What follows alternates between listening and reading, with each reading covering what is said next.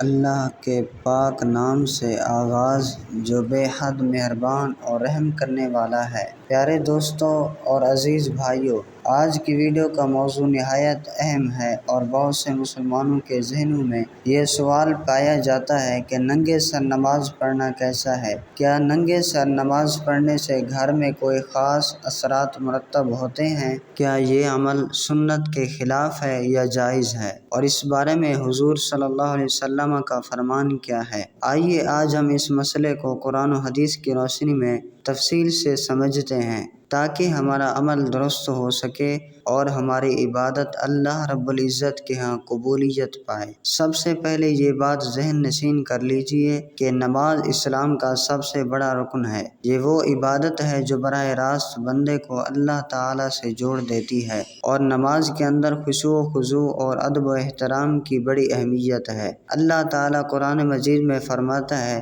خُذُوا زِینَتَکُمْ عِندَ کُلِّ مسجد، اے بنی آدم ہر نماز کے وقت اپنی زینت اختیار کرو، یعنی جب بھی نماز کے لیے کھڑے ہو تو اپنی حالت کو درست کر لو، لباس پاکیزہ ہو، جسم صاف ستھرا ہو اور ظاہری طور پر بھی تمہارا انداز ادب و وقار والا ہو۔ یہاں سے ہمیں یہ سبق ملتا ہے کہ نماز میں محض جسم ڈھانک لینا کافی نہیں، بلکہ بہتر سے بہتر انداز میں نماز پڑھنا اللہ تعالیٰ کو محبوب ہے۔ پیارے بھائیوں، اب سوال یہ ہے کہ کیا سر ڈھانپنا نماز کے لیے فرض ہے یا نہیں؟ فقہائے کرام نے اس مسئلے کو بڑی وضاحت سے بیان کیا ہے۔ مرد کے لیے نماز میں جسم کا سطر ڈھانپنا فرض ہے، یعنی ناف سے گھٹنوں تک حصہ کھلا رہے گا تو نماز درست نہیں ہوگی، لیکن جہاں تک سر کا تعلق ہے تو سر کا ڈھانپنا فرض یا واجب نہیں ہے، بلکہ ادب اور سنت کے طور پر مستحب ہے۔ اس کی وجہ یہ ہے کہ حضور صلی اللہ علیہ وسلم عام طور پر عمامہ یا ٹوپی سے سر ڈھانپ کر نماز پڑھتے تھے۔ صحابہ کرام کا بھی یہی معمول تھا اور یہ بات ایک عملی سنت کے طور پر امت میں رائج رہی۔ اسی لیے علماء فرماتے ہیں کہ سر ڈھانپ کر نماز پڑھنا زیادہ افضل اور باعث ثواب ہے۔ اگر کوئی شخص ننگے سر نماز پڑھ لیتا ہے تو اس کی نماز درست ہو جاتی ہے، لیکن اس نے ایک بڑی سنت کو ترک کیا اور نماز کے ادب کے پہلو کو کم کر دیا۔ امام ابن عابدین شامی فرماتے ہیں کہ نماز میں سر ڈھانپنا مروت اور وقار کے لیے ہے، اور جب ہم دنیا کے معزز افراد کے سامنے جاتے ہیں تو ادب و وقار سے جاتے ہیں، تو اللہ تعالیٰ رب العزت کے سامنے ننگے سر کھڑا ہونا گویا ادب میں کمی کے مترادف ہے۔ اسی لیے فقہائے احناف نے اسے مستحب قرار دیا ہے۔ پیارے بھائیوں، احادیث مبارکہ میں بھی اس حوالے سے کئی اشارے ملتے ہیں۔ حضور اکرم صلی اللہ علیہ وسلم کا معمول تھا کہ آپ صلی اللہ علیہ وسلم عمامہ باندھ کر نماز پڑھتے۔ صحابہ کرام سے بھی یہ عمل ثابت ہے، اسی لیے امت کے نیک لوگ ہمیشہ نماز کے وقت سر ڈھانپنے کا اہتمام کرتے رہے۔ یہاں یہ سوال پیدا ہوتا ہے کہ اگر گھر میں یا تنہائی میں بندہ ننگے سر نماز پڑھ لے تو کیا اس سے گھر پر کوئی اثرات ہوتے ہیں؟ بعض بزرگوں نے فرمایا کہ ننگے سر نماز پڑھنے سے گھر میں غربت آتی ہے اور رزق میں کمی ہوتی ہے، کیونکہ یہ عمل بے ادبی کے زمرے میں آتا ہے اور اللہ تعالیٰ کو بے ادبی پسند نہیں ہے۔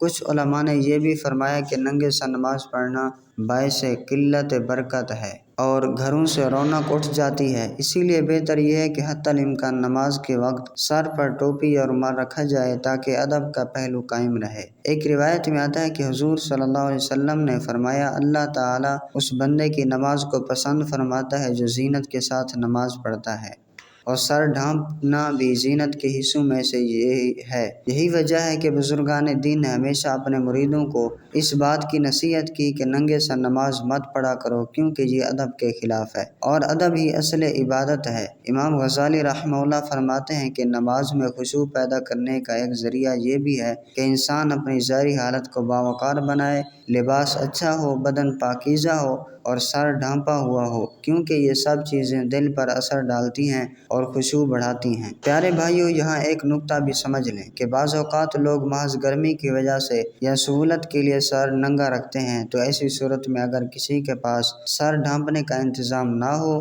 یا واقعی مجبوری ہو تو ننگے سر نماز پڑھنے میں گناہ نہیں، لیکن اگر انسان کے پاس ٹوپی یا رومال موجود ہے اور وہ جان بوجھ کر اسے استعمال نہیں کرتا تو وہ محروم رہتا ہے۔ ایک بزرگ نے فرمایا کہ جو جو شخص ننگے سر نماز پڑھنے کا عادی ہو جاتا ہے اس کی نماز میں وہ نورانیت اور برکت نہیں رہتی جو سر ڈھانپنے والے کی نماز میں ہوتی ہے۔ اسی لیے ہمیشہ کوشش کرنی چاہیے کہ اللہ کے حضور سر جھکاتے وقت ہمارے سر پر بھی ڈھانپ ہو تاکہ ادب اور عاجزی کا مکمل اظہار ہو سکے۔ پیارے دوستو، یہ بھی یاد رہے کہ اللہ کے نبی صلی اللہ علیہ وسلم نے فرمایا کہ جو شخص دنیا میں اپنے لباس کو بہتر کرتا ہے اللہ تعالیٰ اسے آخرت میں عزت کا لباس عطا فرمائے گا، اور نماز کے وقت سر ڈھانپنا بھی اسی کا حصہ ہے۔ اس لیے ہمیں اپنی نماز کو بہتر بنانے کے لیے اس چھوٹی سی سنت کو ترک نہیں کرنا چاہیے۔ دوستو، گھر میں ننگے سر نماز پڑھنے کے بارے میں یہ بھی کہا گیا ہے کہ اس سے گھر میں فقر و فاقہ آتا ہے اور رزق کی تنگی پیدا ہوتی ہے۔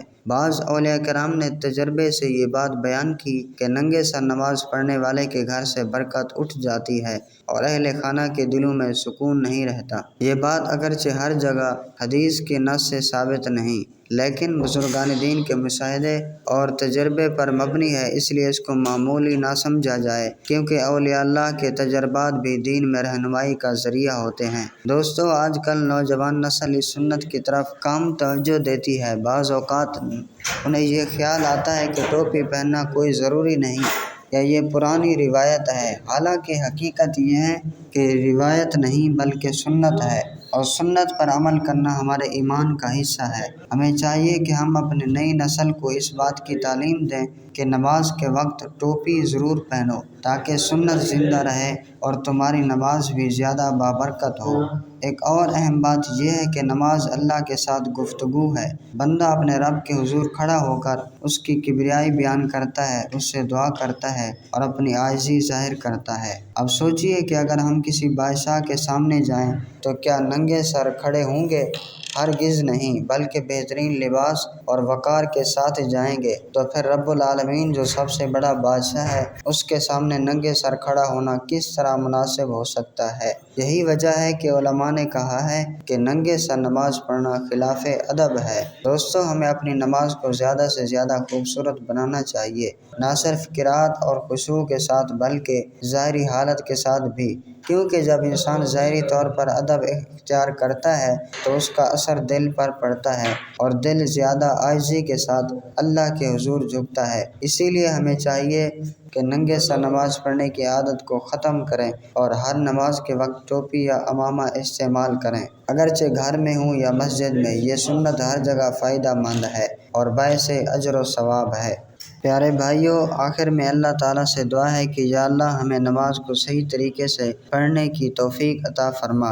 یا اللہ ہمیں نماز میں خشوع و خضوع نصیب فرما۔ یا اللہ ہمیں اپنے نبی صلی اللہ علیہ وسلم کی سنتوں پر عمل کرنے والا بنا۔ یا اللہ ہمارے گھروں کو برکتوں سے بھر دے، ہمارے گھروں سے تنگی اور فقر کو دور فرما اور ہمیں اپنی رحمت اور سکون عطا فرما۔